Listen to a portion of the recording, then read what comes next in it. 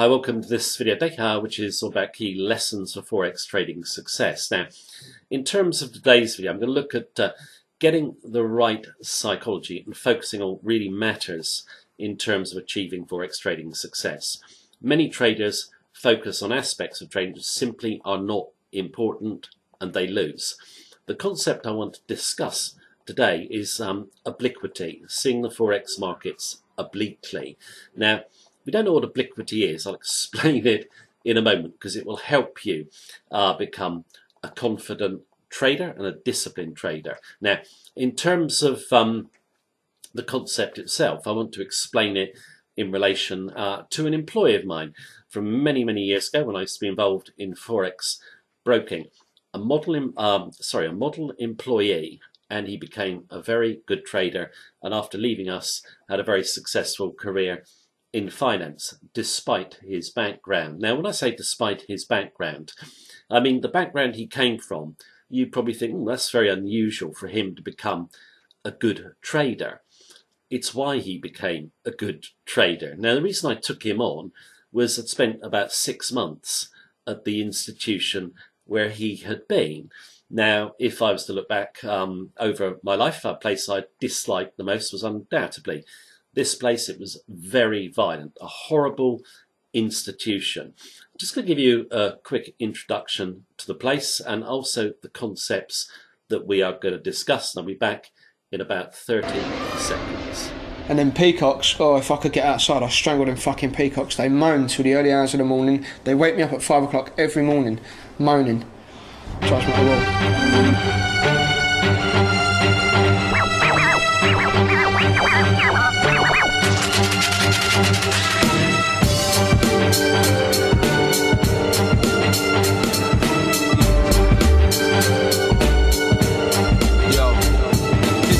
to be, so I'm dealing with it properly. A young thug, one love is my only philosophy. We all students in this life, every one of us is honorary. My life's been a monstrosity. I'm trying to find a medicine from growing up and watching my parents inject heroin. Sometimes this life I'm living is too. I will come back after that short intro clip, and that kid is right. Those peacocks do make a lot of noise. Now, in terms of that institution, I wasn't actually locked up in it. I was actually working there as a builder many years ago. I was in a concrete gang, helping build that new prison. There was an old prison next door I used to do some work in as well.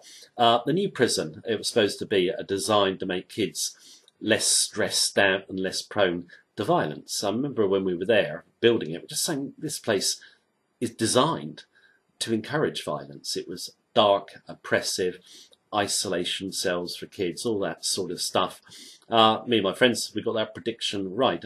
I think still Feltham is the most violent institution or young offenders institution in the UK. Now, when you're working in the old prison, you do see the fear of these kids. You do see violent assaults. Worst thing I saw was actually prison officers hitting a kid with batons until he was unconscious. Okay, now you speak to all these kids. They weren't bad kids. They were just from the wrong backgrounds, let's say.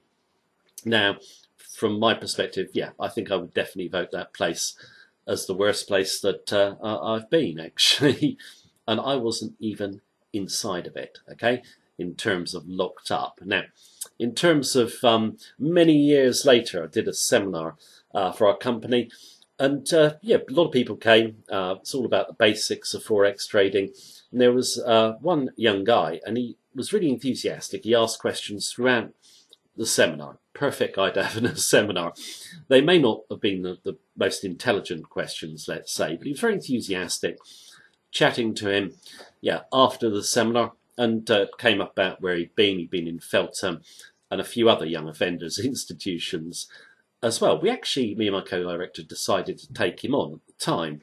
We needed someone in our back office, and we just thought we should give him a chance, and he became really good at what he did with us, and he went on to have a career in finance. He might even still be in finance. I lost contact with him many years ago. Right, now what I'll do is go through these key lessons I mentioned earlier on. I'm going to make reference to the guy I just discussed as we go through the points. So let's go and take a quick look at them on a storyboard.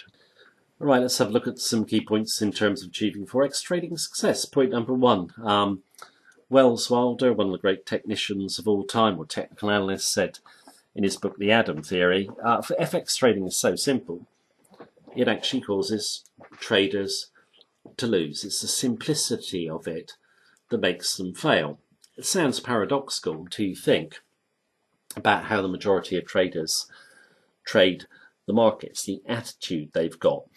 Generally got people, a lot of people who think they're intelligent, so that's going to help them. Generally, I've found over the years, the more intelligent a person is, the more they struggle to do well at Forex trading, because very often they come with an ego. They want to have their opinion proved right. They don't want to be wrong. It's a real problem. I'm not saying intelligent people don't make good traders, but there's more of a struggle in my view. And I have taught, graduates from Oxford, Cambridge, Yale. Generally, they didn't do well. Okay, so intelligence, it doesn't contribute to Forex trading success. The guy that obviously we took on, not particularly, an academic person, to put it mildly, he's going to come in without bad habits. He's going to come in without an ego. He's going to do what myself and other people at the company tell him to do, and he's just going to do it. Okay, which is exactly what you want. Okay, you find a lot of times if you are teaching, you have a struggle with people. I mean, I had a big struggle with a guy who was very qualified in economics. Okay, he just didn't want to do it the right way. He thought, his knowledge of economics would help him win, and it didn't. Okay, now Trader Vic Spirandio tells quite an amusing story actually in his book, Trader Vic. A similar experience. He had a Harvard graduate guy, worked really hard, used to bring him his charts. There was lines all over the place, different explanations of X, Y, Z, or price could go this way, it could go that way. And Trader Vic, or Vic Spirandio, just said, what are you going to do with it? You've got to trade it. Where is your trade? And the guy just looked kind of bemused. And I think a lot of people, I've said this numerous videos, just overcomplicate their trading. Now, if you want to win at Forex trading, it's you need to understand emotional discipline. That is all you need, okay, to win at Forex trading. And you tell a lot of traders that's all you need, and they just think it's going to be a breeze or a walk in the park. It isn't. You just got to think of simple examples. One good one would be dieting, okay? 90% of people who started a diet fail to finish it or put on weight within a few weeks of the end of it. Now, everyone knows that if you do a sensible diet and you stick to it, you'll lose weight. They didn't have emotional discipline. I think with emotional discipline, it depends on how much you want something, okay? Now, the guy that we taught, he really, really wanted to work with us and stay with us. So he's going to just be disciplined straight away. He was, very motivated to do well. He wants to win. He wants the end result. If the end result is emotional discipline, then he's just going to do it. And I think with a lot of traders, they're not going to be disciplined. They want to break discipline at points. We know this in Forex trading. It just breaks down. I think it depends on how much you want to be a successful trader, if you're going to be emotionally disciplined. Okay. Now, in terms of process, outcome, and mistakes, if you take successful traders, they don't get excited when they make profits, and they don't get down when they lose. They know that if they do a process, and their process is going to be in relation to their Forex trading strategies edge, the outcome doesn't matter in the short term. Okay. It's the longer term outcome they're after. They know that if they're trading with an edge, okay, they're going to come out ahead. Individual trades just simply don't matter. If you have a few losers on the trot, so what? Profits and losses are randomly distributed. If your strategy's got an edge and you're confident in it, you'll have the discipline to follow it. Okay, it could be a very simple strategy. I think the people who actually deviate from their strategy, okay, or get disheartened when they're losing, do not have strategies where they know their edge. They haven't researched it. You've got to be able to explain your edge, okay? Now, in terms of mistakes, they are inevitable. All traders are going to make mistakes.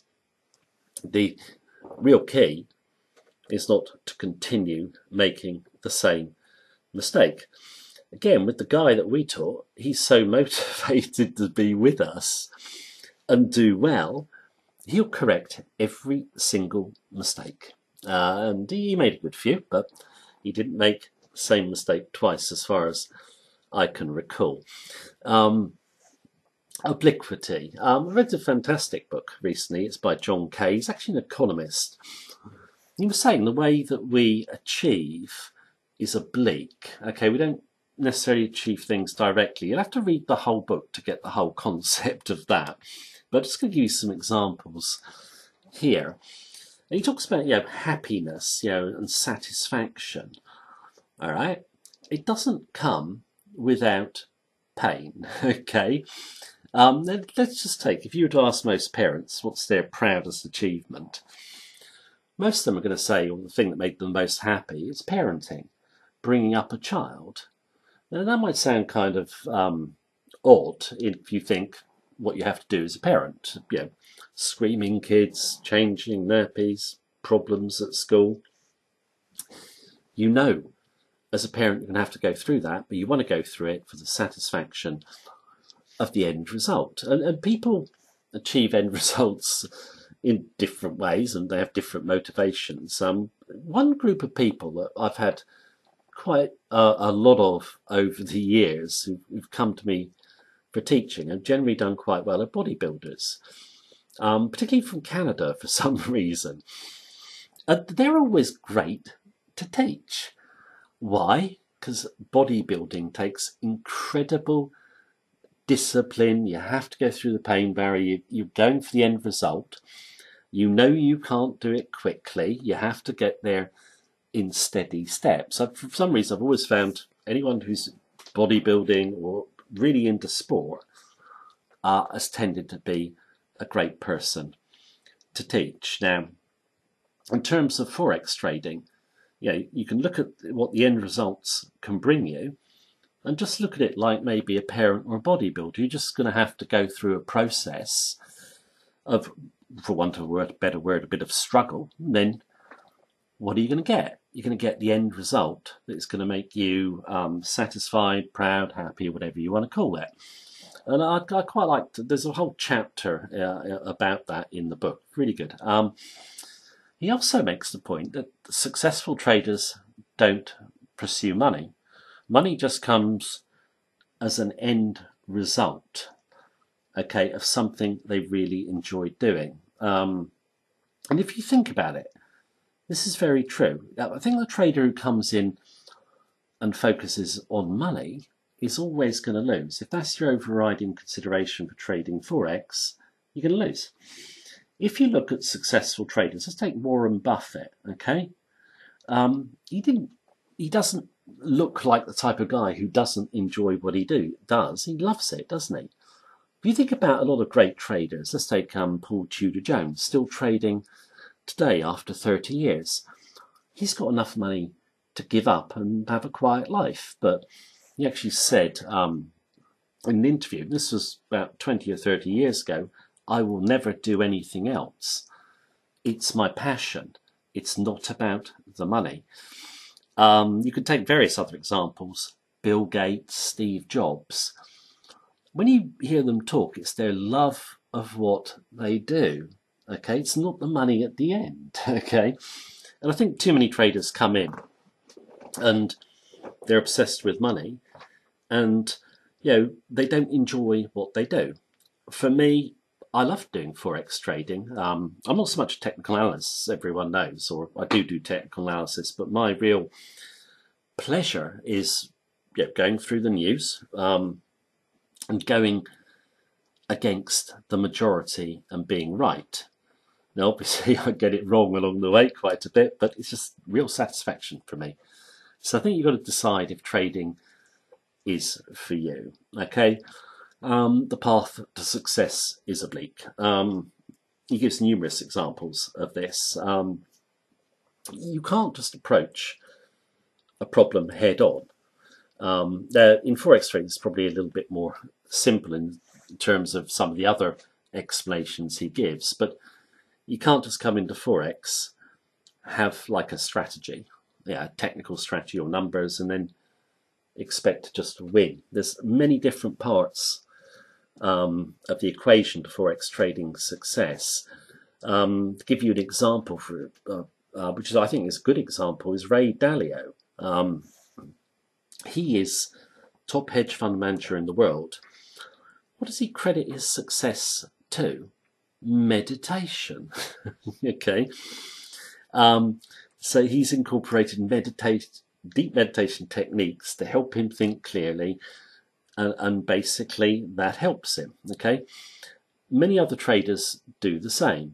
So, for example, for myself, I would have a Stoic philosophy. If you don't know what that is, you can look it up, which perfectly fits what you have to do in Forex trading in terms of discipline. And I would also have a Bayes theory, which is a theory of thinking clearly. I would use Eastern philosophy to help me get a clear perspective and see the big picture. And all traders in different ways will have different things that come in to the equation. And then what happens is when you are actually trying to become a winning trader, you do it by trial, error, risk-taking, learning by mistakes, and certain things will help you in achieving Forex trading success that you may never have thought of. I never thought, for example, that Eastern psychology could help me years ago, but it does. That's just something unique to me. Other people have similar experiences. Now, think of Forex from a different perspective. When you trade, think of this. I've done the same point twice, actually. If you are a Forex trader, or if you're trading Forex, I consider it just something great to do. I mean, I effectively get paid for doing something I really like. I love doing research. I love reading. It's just a great, comfortable way of making a living. And I can think back, would I really like to be going to Feltham on a freezing cold day to shovel concrete? Prisons like No. Feltham aren't working. Suspensions, investigations, violence, suicides. It's an utterly miserable, horrible establishment. Tonight, Panorama.